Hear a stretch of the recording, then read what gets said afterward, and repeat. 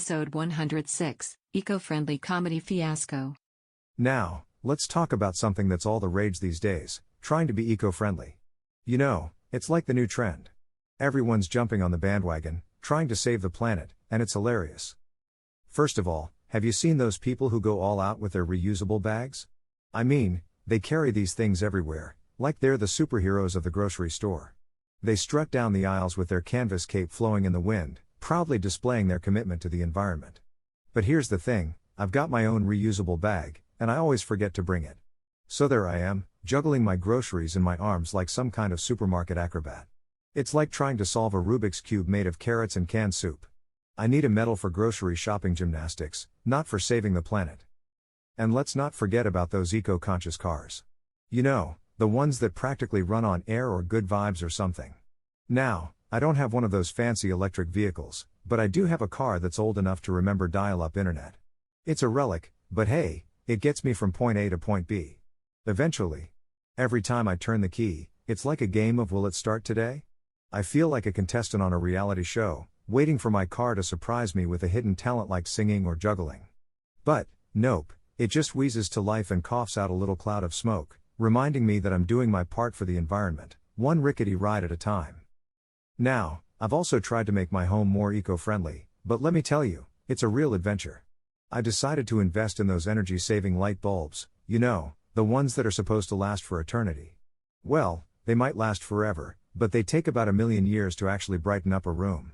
I'd switch on the light and have to sit there like a patient philosopher, contemplating the meaning of life while waiting for enough light to read a cereal box. I mean, who needs the gym when you can do arm exercises every time you flick a light switch? But despite all the comedic challenges, trying to be eco-friendly is important. We've got to take care of this planet because, let's face it, we don't have another one with a 2-day shipping option.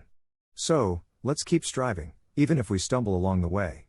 And who knows, maybe one day we'll all look back and laugh about how we tried to save the world one reusable bag and dimly lit room at a time. Thank you, folks. You've been a fantastic audience. Remember, laughter is the ultimate renewable resource. Good night.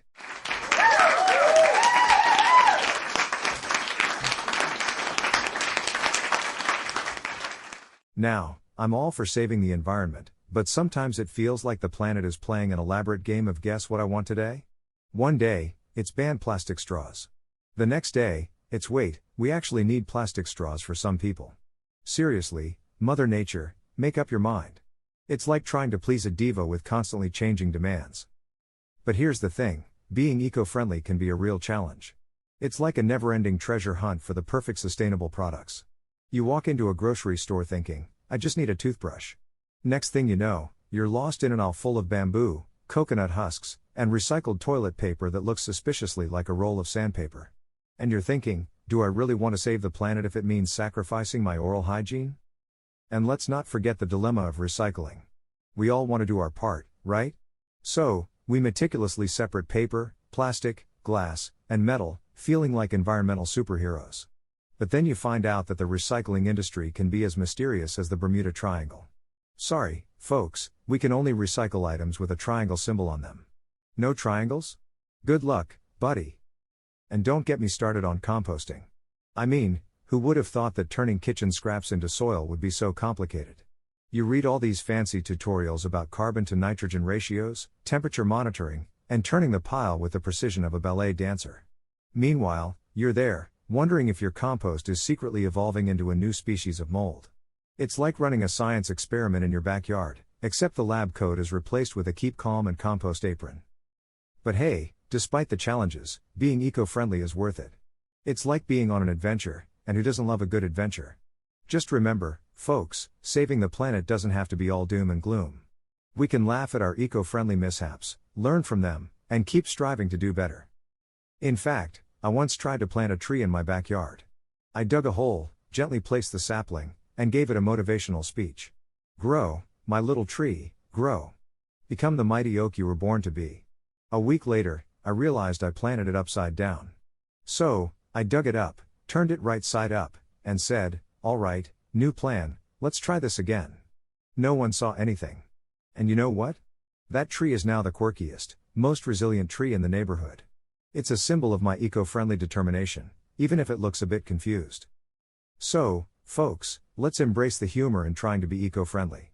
Laugh at the mishaps, celebrate the small victories, and remember that saving the planet is a journey. And like any good comedy routine, it's filled with unexpected twists, moments of confusion, and the occasional punchline that makes you go, wait, that's compostable?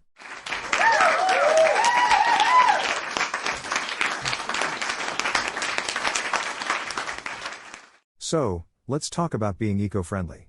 You know, it's like trying to ride a unicycle while juggling tofu balls. It's all about finding that delicate balance between doing good for the planet and not taking ourselves too seriously. I recently decided to become more eco-conscious, and boy, did it take me on a wild ride.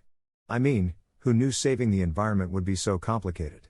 The first thing I did was switch to reusable shopping bags. But let me tell you, these bags have a mind of their own. I'm walking down the street, feeling all smug with my eco-friendly tote, and suddenly, it decides to stage a breakdance routine right in the middle of the sidewalk. People were looking at me like, is this a new form of interpretive dance or just a really confused shopper? It was like my bag was auditioning for So You Think You Can Shop? And don't even get me started on composting. You'd think it's a straightforward process, right? Just throw your veggie scraps in a pile, let nature do its thing, and voila, soil gold. Well, apparently, my compost bin has a twisted sense of humor. Every time I open that thing, it's like a scene from a horror movie. There's a whole ecosystem going on in there. I'm half expecting to find a tiny civilization with miniature eco-warriors waving their tiny flags, shouting, "We demand better compost conditions." But hey, being eco-friendly isn't just about the struggles. There are some hilarious moments too. Like when I tried to make my own natural cleaning products. I found a recipe that called for vinegar, lemon juice, and a pinch of unicorn tears. Okay, maybe not unicorn tears, but it might as well have been because that stuff smelled like a mix of dirty socks and a salad dressing gone horribly wrong. I'm pretty sure my cat plotted its revenge on me for that one. I caught it giving me the stink I like. You thought that scent was a good idea, human? Prepare for some accidental hairballs in your shoes. But you know what? Despite the challenges and the occasional smells that could clear a room faster than a fire alarm, being eco-friendly is worth it. We're all in this together, trying to save the planet one baby step at a time.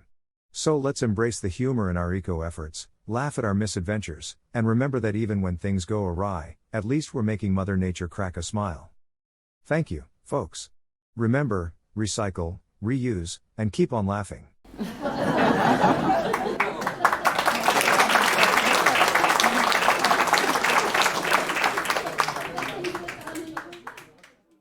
And that wraps up another laughter-filled episode of Not So Funny A.